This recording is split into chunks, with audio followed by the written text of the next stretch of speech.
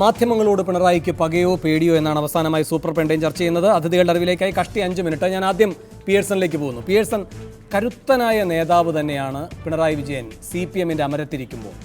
അദ്ദേഹത്തിൻ്റെ മാധ്യമ സമ്മേളനങ്ങൾ ഒന്നിനൊന്ന് മികച്ചതുമായിരുന്നു. പക്ഷേ ഒരു സർഗാത്മക പ്രതിസന്ധി പിണറായി വിജയനുണ്ടോ? നമ്മൾ ആത്മാർത്ഥമായി പരിശോധിക്കണം.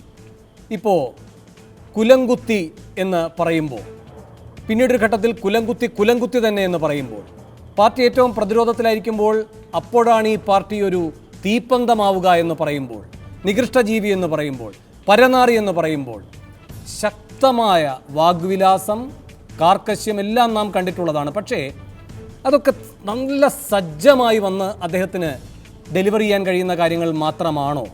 അദ്ദേഹത്തിൻ്റെ ഒരു സ്വകാര്യ സർഗപരിമിതിയാണോ ഇത്? മാധ്യമങ്ങളിലേക്ക് വരുമ്പോൾ ഒരു തുറസിലേക്കാണ് എത്തുന്നത്. ഏതുതരം ചോദ്യത്തെയും അഭിമുഖീകരിക്കുകയും മറുപടി നൽകുകയും വേണം. കോടിയേരി അതിൽ എക്സലൻ്റ് അല്ലേ ശ്രീ NM പിയേഴ്സൺ?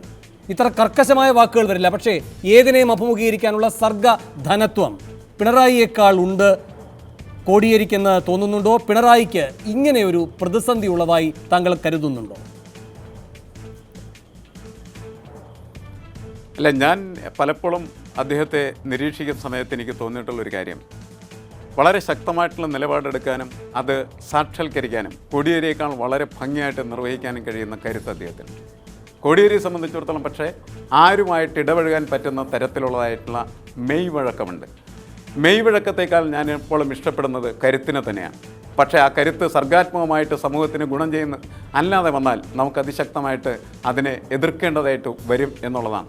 മാധ്യമത്തിൻ്റെ ഈ വിഷയങ്ങൾ നമ്മുടെ മുന്നിലേക്ക് വരുന്ന സമയത്ത് മാധ്യമ സ്വാതന്ത്ര്യം എന്ന് പറയുന്നത് ചില വ്യക്തികളുടെ, ചില ഗ്രൂപ്പുകളുടെ, അല്ലെങ്കിൽ തങ്ങളെ എതിർക്കുന്നതായിട്ടുള്ള വിഭാഗത്തിൻ്റെ സ്വാതന്ത്ര്യത്തിൻ്റെ പ്രശ്നമല്ല. അദ്ദേഹം ഒരു കമ്മ്യൂണിസ്റ്റുകാരനാണ്. ഒരു കമ്മ്യൂണിസ്റ്റുകാരനെ സംബന്ധിച്ചിടത്തോളം ജനാധിപത്യ വികസന പ്രക്രിയക്കകത്ത് മാധ്യമത്തിനുള്ള പങ്ക് പുതിയ കാലത്ത് തുറന്ന് സമീപിക്കാനായിട്ടുള്ള ഒരു സർഗാത്മകത അദ്ദേഹത്തിൻ്റെ ഭാഗത്തുനിന്ന് ഉണ്ടാകേണ്ടതാണ്. അതുണ്ടെങ്കിൽ മാത്രമാണ് ജനാധിപത്യം ഇവിടെ അപകടത്തിലായിരിക്കുന്നു എന്ന് പറയുമ്പോൾ അത് മനസ്സിലാക്കാനായിട്ട് കഴിയുള്ളൂ. സ്വയം ജനാധിപത്യത്തിന് വിധേയനാകാനും ജനാധിപത്യത്തെ മുന്നോട്ട് കൊണ്ടുവരാനും തയ്യാറാകുന്നതായിട്ടുള്ള ഒരു മനസ്സിന് മാത്രമാണ് മാധ്യമത്തിന് ഇത്തരത്തിലുള്ളതായിട്ടുള്ള നിയന്ത്രണങ്ങൾ ഉണ്ടാകുമ്പോൾ ഈ രാജ്യത്തെ ജനാധിപത്യമാണ് അപകടത്തിലാകുന്നത് എന്ന് തിരിച്ചറിയാൻ കഴിയുള്ളൂ. ആ തിരിച്ചറിവില്ലാതെ പോകുമ്പോൾ പലപ്പോഴും എനിക്ക് തോന്നും അദ്ദേഹം എപ്പോഴും സ്വേച്ഛാധിപത്യത്തിൻ്റെ അറകളിലേക്ക് ഒതുങ്ങിപ്പോവുകയാണോ എന്നുള്ളത് വളരെ ഗുരുതരമായിട്ടുള്ള ഒരു വ്യക്തിപരമായിട്ടുള്ള പ്രതിസന്ധിയുടെ ഒരു ലിമിറ്റേഷൻ്റെ തലത്തിലാണ് നമ്മൾ ഈ ചർച്ച കൊണ്ട് എത്തിക്കുന്നത്. ഒരു വ്യക്തിക്ക് എത്രമാത്രം ജനാധിപത്യ ബോധത്തിലേക്കും അതിൻ്റെ സർഗാത്മകതയിലേക്കും വളരാനായിട്ട് കഴിയും, അതോടൊപ്പം തന്നെ കരുത്തനായൊരു മനുഷ്യനായിട്ടും ഭരണാധികാരിയായി നിൽക്കാനായിട്ട് കഴിയും എന്ന് പറയുന്ന ആ പ്രതിസന്ധിയുടെ മുന്നിലാണ് പിണറായി വിജയൻ എന്നാണ് എനിക്ക് തോന്നുന്നത്. ശരി, ശ്രീ മുഹമ്മദ് റിയാസ്, പാർട്ടി സെക്രട്ടറി ആയിരിക്കുമ്പോൾ ശരി, അണികളെ അഭിസംബോധന ചെയ്താൽ മതി, അത് ഏകപക്ഷീയവുമായിക്കൊള്ളട്ടെ. പക്ഷേ ഇതങ്ങനെയല്ല. ജനങ്ങൾ തിരഞ്ഞെടുക്കുകയാണ് ഒരു സർക്കാരിനെ. ജനങ്ങളുണ്ടാക്കിയ സർക്കാരാണ്, ജനങ്ങളുണ്ടാക്കിയ മുഖ്യമന്ത്രിയാണിത്. ആ മുഖ്യമന്ത്രി എപ്പോഴും ജനാഭിമുഖ്യ സ്വഭാവത്തിലൂടെയാകണം. അത് ഏറ്റവും ജനങ്ങൾക്ക് സ്പഷ്ടീകരിക്കപ്പെടുക മാധ്യമങ്ങളിലൂടെ തന്നെയാണ്. കാരണം മാധ്യമം ചോദിക്കുന്നത് ജനങ്ങളുടെ അറിയാനുള്ള അവകാശം തന്നെയാണ്. അങ്ങനെ ജനങ്ങളുടെ മൗലികാവകാശത്തിൻ്റെ പ്രാതിനിധ്യമാണ് മാധ്യമങ്ങൾക്ക്. അത് ഇങ്ങനെ വകഞ്ഞു മാറ്റേണ്ട ഒരനിഷ്ട സാന്നിധ്യമായി ഇന്നു തൊട്ടെങ്കിലും പിണറായി തെറ്റായി മനസ്സിലാക്കിയെന്ന് സ്വയം പരിതപിച്ചുകൊണ്ട് മാറാൻ കഴിയുമോ ശ്രീ മുഹമ്മദ് റിയാസ്?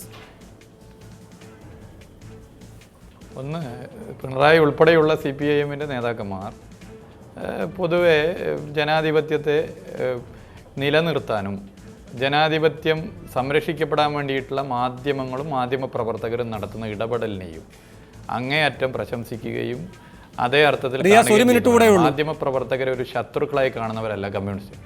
അതെ, ശത്രുക്കളായി കാണുന്നവരല്ല പിണറായി ഉൾപ്പെടെയുള്ള കമ്മ്യൂണിസ്റ്റ് നേതാക്കന്മാർ. പിന്നെ മാധ്യമങ്ങളുമായി സൗഹൃദമെന്ന് പറയുന്നത് ഇക്കിളിപ്പെടുത്തിയുള്ള കൃത്രിമ ബന്ധമായി മാറാൻ പാടില്ല. പോരായ്മകൾ ജനാധിപത്യത്തിൽ രാഷ്ട്രീയ നേതാക്കന്മാരുടെ പോരായ്മകൾ ചൂണ്ടിക്കാട്ടുന്നത് പോലെ മാധ്യമപ്രവർത്തകരുടെയും മാധ്യമ സ്ഥാപനങ്ങളുടെയും പോരായ്മകൾ കൂടി ചൂണ്ടിക്കാണിച്ചുകൊണ്ടുള്ള ഒരു നല്ല ബന്ധമായിരിക്കണം വരേണ്ടത്. അല്ലാതെ കൃത്രിമമായി ഇക്കിളിയാക്കി ആളെ ചിരിപ്പിക്കുന്ന രീതിയിലേക്കുള്ള ബന്ധം കൊണ്ടൊരു കാര്യവുമില്ല.